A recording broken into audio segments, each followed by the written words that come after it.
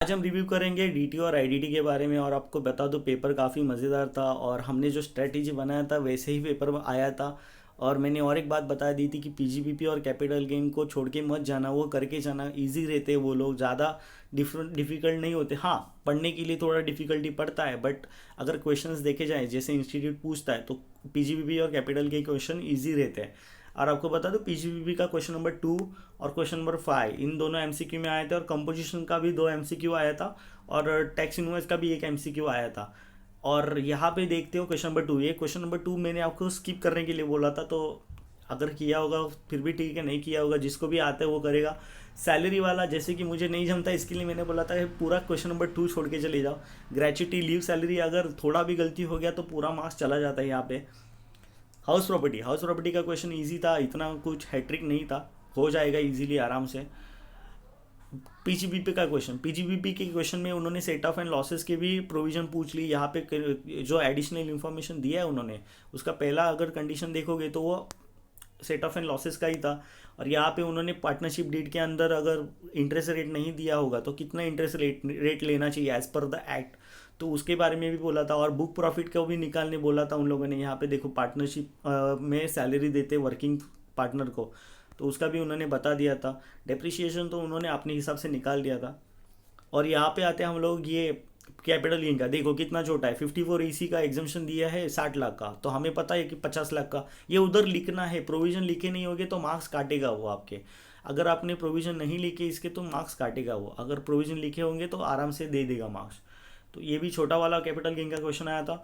IFOS का question भी easy वाला आया था, एज सच कुछ दिमाग को हैट्रिक देने वाले नहीं थे क्वेश्चन। देखो यहाँ पे gift receive from his son mister Abhijit, अभी बच्चे से गिफ्ट मिला है कैश में, तो ये तो एग्जाम्ट हो जाता है। Cash gift receive from his friend on his marriage anniversary, anniversary में मिला है, मैरिज में नहीं मिला है, तो ये टैक्सेबल हो जाएगा पूरा का पूरा। यहाँ पे देखो, यहाँ पे dividend receive from Indian listed companies, ये भी टैक्सेबल हो जाएगा। सेट ऑफ एंड लॉसेस का भी क्वेश्चन आया था। सेट ऑफ एंड लॉसेस का सैलरी इनकम कंप्यूटेड था, मतलब 50,000, उसमें से स्टैंडर्ड डिडक्शन माइनस माइनस कुछ नहीं करना था। कंप्यूटेड था मतलब क्या होता है कि हाँ, ये एक तरह की इनकम ऐसी होती है कि भाई पूरा टोटल इनकम मतलब हमने कर दिया उसका पूरा, मतलब हेड में डाल दिया पूरा इनकम फ्रॉम सैलरी, ऐसा हेड डाल दिया।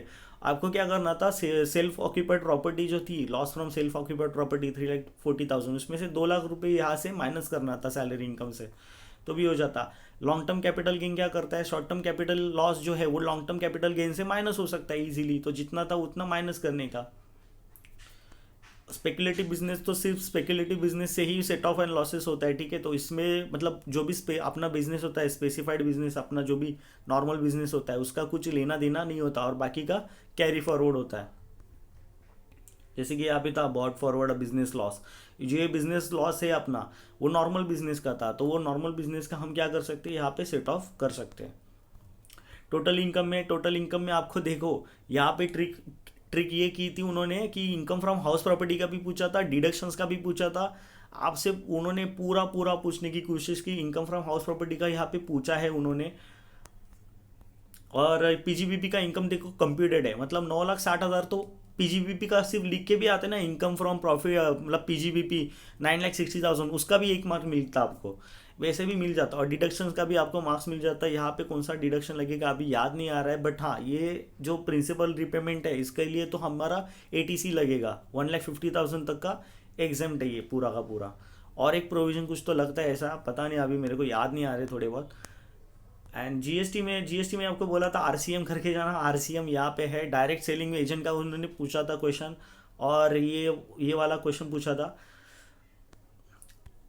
ये वाला ज़रा अलग क्वेश्चन पूछा था, वैल्यू ऑफ सप्लाई का उन्होंने रूल्स का क्वेश्चन पूछे थे।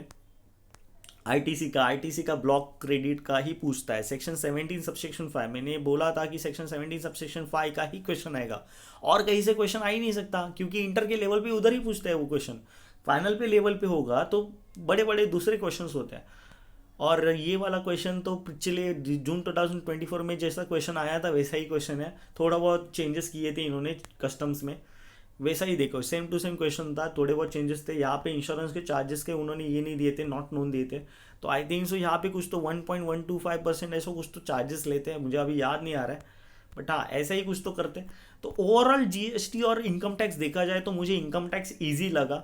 इनकम टैक्स ईजी लगा, एज सच मुझे पसंद भी है इनकम टैक्स, इसकी वजह से आराम से यहाँ पे 50 मार्क्स ला सकते हो। हार्ड नहीं था, अगर आप पढ़ाई नहीं करोगे, पीजीबीपी कैपिटल गेन छोड़ के जाओगे तो वैसे भी आपको हार्ड है, वैसे ही सबको सब कुछ आपको हार्ड जाएगा, तो इसमें हम कुछ नहीं कर सकते। और आप बोलोगे कमेंट सेक्शन की मुझे पेपर हार्ड गया, तो भाई पढ़ाई करो, पढ़ाई करोगे तो ही नहीं, तो हार्ड नहीं जाएगा तुम्हें, आज आराम से जाएगा। That's it, that's from the my side, and इतना ही था। बस पेपर अच्छे से करके आना, और कुछ भी लिख के आओगे ना फिर भी आपको मार्क्स मिलेगा, ग्रेस मार्क्स रहता है यहाँ पे। और पेपर पूरा करना इंपॉर्टेंट है, पेपर पूरा करना इंपॉर्टेंट है, पूरा होना चाहिए, तभी जाके आपको 50 तक आ सकता है, अदरवाइज थोड़े चांसेस कम रहते 50 आने के, 60 आने के। That's it from my side, bye bye.